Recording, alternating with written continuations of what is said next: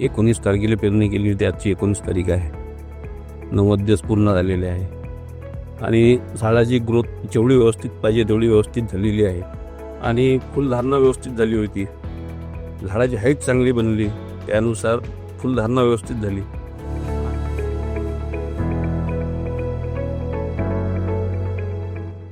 जय शिवराय. देहात ही नेहमीच नवनवीन प्रकारचे पिकातील वाण आपल्या शेतकऱ्याच्या उन्नतीसाठी देत आहे. देहातचं संशोधित सोयाबीन बियाणं झूम याबद्दल आपण आपले तरुण शेतकरी जे या पंचकृषीतील चांगले शेतकरी म्हणून ओळखले जातात त्यांच्यासोबत आज आपण हितगुज करणार आहे. जय शिवराय. सगळ्यात पहिल्यांदा आपलं नाव आणि गाव सांगा. मी संदीप मनराजू उके, मुक्काम पोस्ट शिराळा, तालुका जिल्हा अमरावती. आपण यंदा सोयाबीनचं कोणतं वाण लावलेलं आहे? देहात कंपनीचं झूम. पेरणीपासून आतापर्यंत झाडाची वाढ, पिकाची परिस्थिती ही कशी वाटली? व्यवस्थित वाटली. आज रोजी माझ्या शेतात 90 दिवस होऊन गेलेले आहे. आज रोजी 90 दिवस होऊन गेलेले आहे. मी 19 तारखेला पेरणी केली होती. 19 तारखेला पेरणी केली होती. आजची 19 तारीख आहे. 90 दिवस पूर्ण झालेले आहे आणि झाडाची ग्रोथ जेवढी व्यवस्थित पाहिजे तेवढी व्यवस्थित झालेली आहे आणि फुलधारणा व्यवस्थित झाली होती. झाडाची हाईट चांगली बनली, त्यानुसार फुलधारणा व्यवस्थित झाली आणि प्रत्येक झाडाला 80 ते 90 100पर्यंत शेंगा लागलेल्या आहे. आणि यावर्षी एवढाही जास्त पाऊस होऊन सारखा कोणता प्रकार, याच्यासारखा कोणता हे अजून दिसलेले नाही आहे आणि शेंगीवर लव असल्या कारणानं अळीचा अटॅक फार कमी आहे.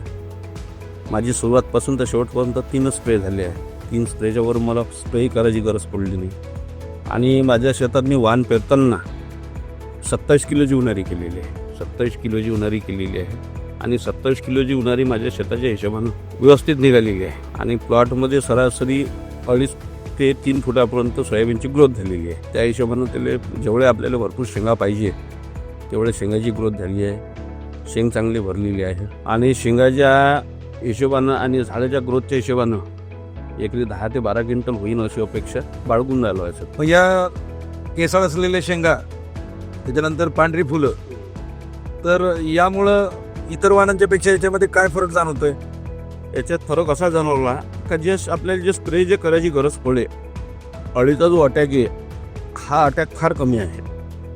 त्याच्यानं आपल्याला जास्त महागड्या औषधं मारायची गरज पडली नाही. पांढरी फुलं येणारं झूम हे वाण लावल्यामुळं आपल्याला काय फरक जाणवला? पांढरी फुलं येणारं वाण जे लावलं आपण, त्याच्यात फरक असा जाणवला, आपल्याकडे दुसरं वाण जे आहे ते निळ्या फुलाचं आहे. पांढऱ्या फुलावर जो येलो मजाक सारखा जो रोग आहे हा याच्याहून त्याच्यावर ह्या व्हरायटीवर दिसून नाही राहिला आणि जे निळ्या फुलाची जी व्हरायटी आपण जी लावलेली आहे त्याच्यात आपल्याला येलो मजाक सारखा जो रोग आहे हा माहीत पडून आला दुसऱ्या व्हरायटी. त्याच्यानं पांढऱ्या फुलाची जी व्हरायटी आहे ही रोगप्रतिकारक शक्तीला, येलो मजाक सारख्या रोगाला बळी पडणारी चांगल्यात चांगलं वाण आहे. या वाणापासून तुम्हाला किती उत्पादनाची अपेक्षा आहे? माझ्या शेतात मला सध्यात 10 ते 12ची अपेक्षा आहे. 10 ते 12 क्विंटल व्हायलाच पाहिजे, कारण की हाईट चांगली आहे, ग्रोथ चांगली आहे आणि शेंगाईची हे चांगली आहे. समजा 80 ते 90 शेंगा आहे, त्या हिशोबानुसार 10 ते 12 क्विंटल व्हायलाच पाहिजे. प्रति एकर तुम्ही किती बियाणं वापरलं? 27 किलो, 25 किलोची बॅग आलेली होती.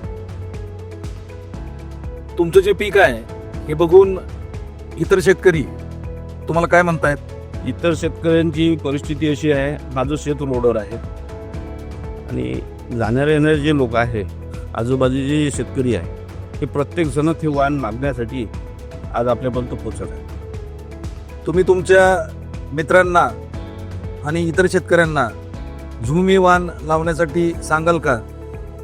सांगाल का म्हणजे साहेब, परिस्थिती अशी झाली आहे सध्या की सध्या जे वाण जे शेतात उभं आहे त्या वाणाला मागणी जेवढी आहे काय, तर माझे जे जवळपासचे मित्र आहे ते फक्त आता निसर्गाचा साथ पाहिजे.